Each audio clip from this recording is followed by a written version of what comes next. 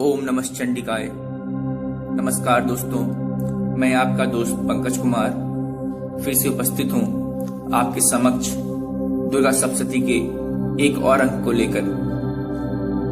दोस्तों, पिछले अंक में हमने जाना कि किस प्रकार राजा सूरथ और समाधि नामक वैश्य मेधा मुनि के सामने उपस्थित होकर अपनी जिज्ञासा को शांत करने का निवेदन करते हैं। अब आगे राजा ने पूछा, भगवान, जिन्हें आप महामाया कहते हैं वे देवी कौन हैं? ब्राह्मण, उनका आविर्भाव कैसे हुआ तथा उनके चरित्र कौन कौन हैं?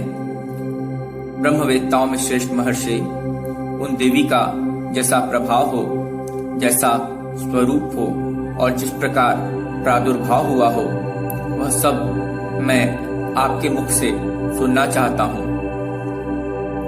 ऋषि बोले, राजन, वास्तव में तो वे देवी नित्य स्वरूपा ही हैं।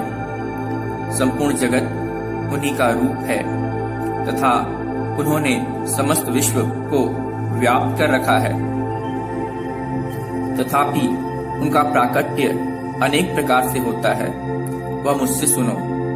यद्यपि वे नित्य और अजन्मा हैं, तथापि जब देवताओं का कार्य सिद्ध करने के लिए प्रकट होती हैं, उस समय लोक में उत्पन्न हुई कहलाती हैं। कल्प के अंत में जब संपूर्ण जगत विकारणों में निमग्न हो रहा था और सबके प्रभु भगवान विष्णु शेषनाग की सैया बिछाकर योग निद्रा का आश्रय ले सो रहे थे, उस समय उनके कानों के मैल से दो भयंकर असुर उत्पन्न हुए, जो मधु और कैटभ के नाम से विख्यात थे। वे दोनों ब्रह्मा जी का वध करने को तैयार हो गए। भगवान विष्णु के नाभि कमल में विराजमान प्रजापति ब्रह्मा जी ने जब उन दोनों भयानक असुरों को अपने पास आया और भगवान को सोया हुआ देखा, तब एकाग्रचित होकर उन्होंने भगवान विष्णु को जगाने के लिए उनके नेत्रों में निवास करने वाली योग निद्रा का स्तवन आरंभ किया, जो इस विश्व की अधीश्वरी, जगत को धारण करने वाली, संसार का पालन और संहार करने वाली तथा तेजस स्वरूप भगवान विष्णु की अनुपम शक्ति हैं। उन्हीं भगवती निद्रा देवी की भगवान ब्रह्मा स्तुति करने लगे। ब्रह्मा जी ने कहा, देवी, तुम ही स्वाहा, तुम ही स्वधा और तुम ही वसटकार हो। स्वर भी तुम्हारे ही स्वरूप हैं। तुम ही जीवनदायिनी सुधा हो।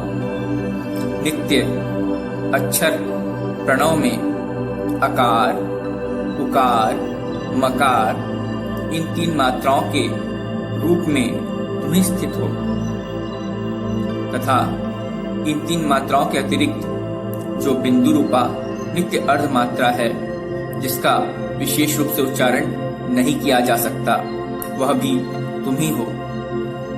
देवी, तुम ही संध्या, सावित्री तथा परम जननी हो। देवी, तुम ही इस विश्व ब्रह्मांड को धारण करती हो। तुमसे ही इस जगत की सृष्टि होती है। तुम्ही से इसका पालन होता है और सदा तुम ही कल्प के अंत में सबको अपना ग्रास बना लेती हो। जगन्मयी देवी, इस जगत की उत्पत्ति के समय तुम सृष्टि रूपा हो, पालन काल में स्थिति रूपा हो तथा कल्पांत के समय संहार रूप धारण करने वाली हो।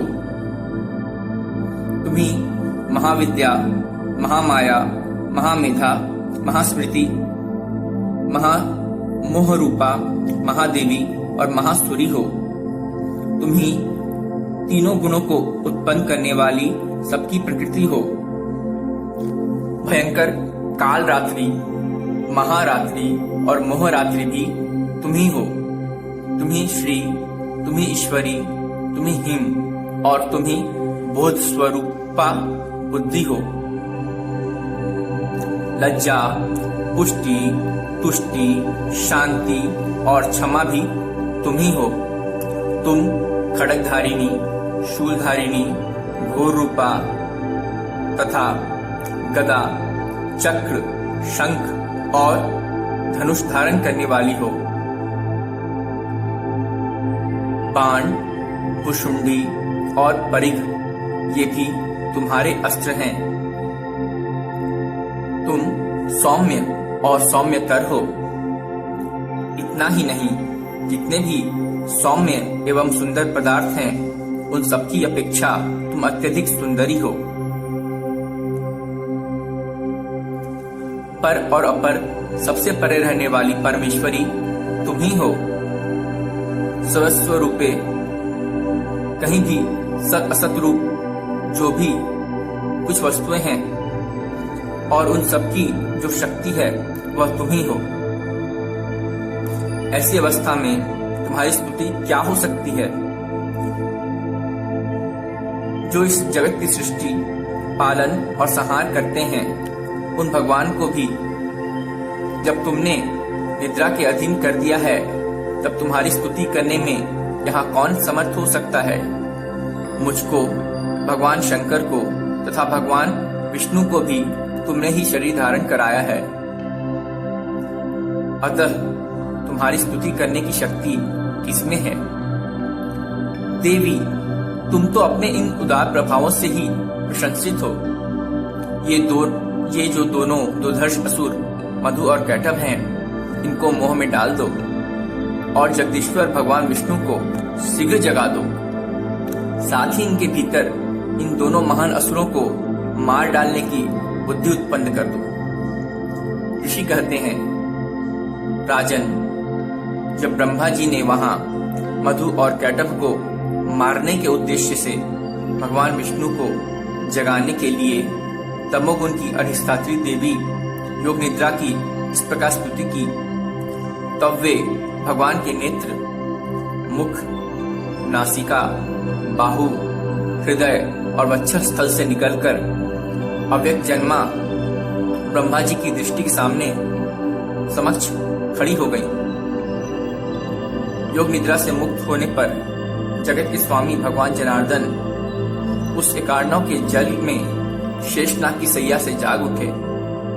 फिर उन्होंने उन दोनों असुरों को देखा।